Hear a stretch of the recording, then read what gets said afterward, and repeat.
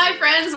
Welcome to this episode of Inspired Aspirations. My name is Gretchen Ehrlichman. I am joined today by Philip Baker. And today our episode is titled Good Habits. Oh, good. I have plenty of ones to talk about. I think you should read frequently. Like, this is a good habit to get into. There's one my mom always talked about, like, don't smoke. That's good. My No, son told me about, like, look, you should wait, try so no, what? No. This is What? episode we cover Fashion Weekly of religious garb. We're talking about religious habits, what you wear when you're religious. So you want to start us off?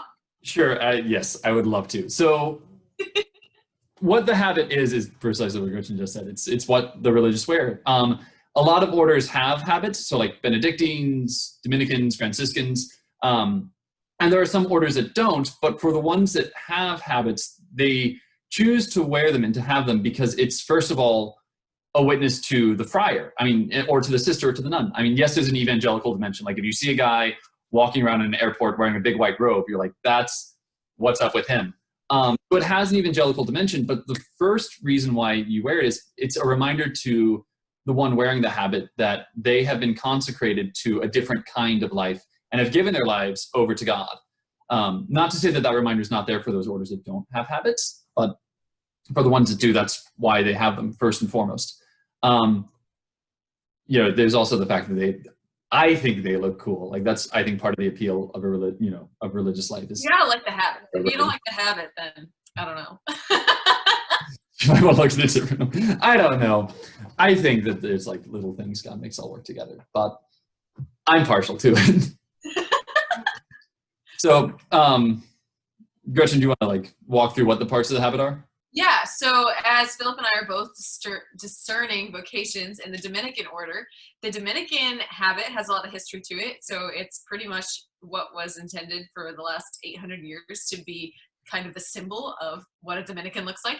And both the men's and the women's habit use similar colors, right? So the Dominican colors are black and white. And so the white is supposed to symbolize purity. So a person who wears a white habit is trying to follow in the footsteps of Saint Dominic, whose life was very much characterized by his just beautiful purity of heart and purity of life. And then black, which symbolizes the penance that is done for the salvation of souls. So purity and penance. So that's kind of the symbolism part of it. But there's a practical part to it too. And historically, it's that white was a cheaper kind of textile to buy, right? It was you didn't have to dye it. You didn't have to, so undyed wool or undyed fabric, whatever it was cheaper than if you got something that was in a different color. So basically Dominicans as mendicants, they didn't have much money, and so they're like, let's get the cheapest thing, which was white. So like the Costco of textiles. Yeah. Yes. And so there's different parts to the Dominican habit, and it's a little different for the men and the women, but basically they're kind of matching. And so one part is the tunic, which is the main part of the habit. And then the other part is the scapular, which is kind of, long in the front and long in the back. And then underneath the scapular and around the tunic is a black belt with a long rosary, which is awesome. It's like a 15 decades on the side. The weapon of the rosary. And then we have the capus, which is the round part that goes around kind of the shoulders and falls, over the collarbone. And then there is the kappa, or the mantle, which is like a giant black cape, which is just really awesome. I see Phil's eyes just kind of being like, yeah. Look, I've always wanted an excuse to be able to wear a cloak out in public. I'm kind of sad that cloaks as like a fashion item went out of style because they seem super utile. And so the fact that part of the religious habit is a cloak is kind of cool. Yeah. And then the other thing is the friars' habits have hoods, but the nuns and the sisters have veils. And a very interesting thing about the veils for the sisters and the nuns is that when you're a novice, you actually have a white veil, and it's kind of like, you know, wearing your wedding dress like every day. And then when you take vows in the order, you actually receive the black veil. So if you looked at an order of sisters or nuns, you would be able to tell based on the difference in their habit that one of the sisters is in vows and the other one is in novitiate, so preparing to take vows. That's kind of cool. That is not the case for the friars.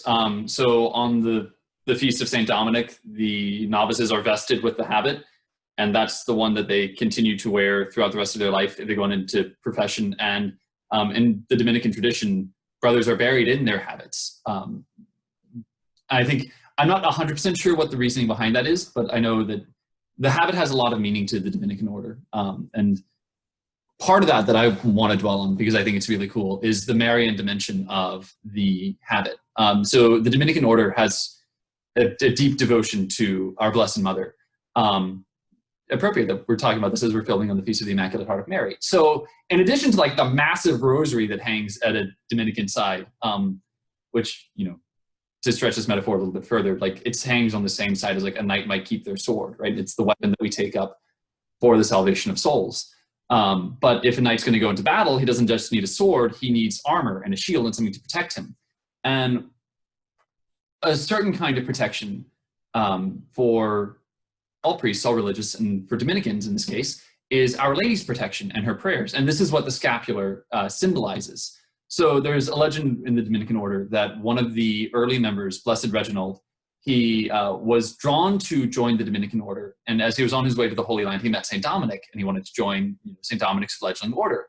But he grew very ill, and St. Dominic prayed by his bedside for his healing. And as St. Reginald was in like the fits of his fever, he received a vision of Our Lady coming and handing him the scapular that was a part of the habit, and then anointing his feet for the preaching of the gospel. And at this, his fever broke, he was healed, and he was received into the order by St. Dominic. And so the scapular has continued to hold this symbolism of, and this real fact of Our Lady's protection of the members of the order, you know, as she cares for and protects all of her children. So that's a very special part of the habit as well. Yeah. Yeah. And so bottom line is habits are cool. Many different orders have many different habits. We personally can't speak to the symbolism behind the habits of other orders, but they're awesome. And we wanted to share that with you. And there's a symbolism there within the habits of other orders. So like, yeah, like within the Franciscan habit, I know that they have like the cord belt with 3 knots.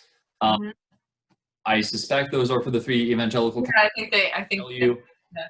But so that they're all there, and it's a witness to the religious that like, hey, I've been called to something, to a different kind of life. Yeah. Well, that's all we have time for today. Thank you for joining us. I hope you learned a little bit about good habits. Please, if you found this enjoyable or, educating or, just fun, please share it with other people on any kind of social media that you wish. And we will join you next time. So my name is Gretchen, and I'm joined here by Philip. And don't forget to brush your teeth. It's a good habit. Oh, I'm sorry. Think Catholic. Speak Catholic. Be Catholic. We'll see you next time. God bless. God bless.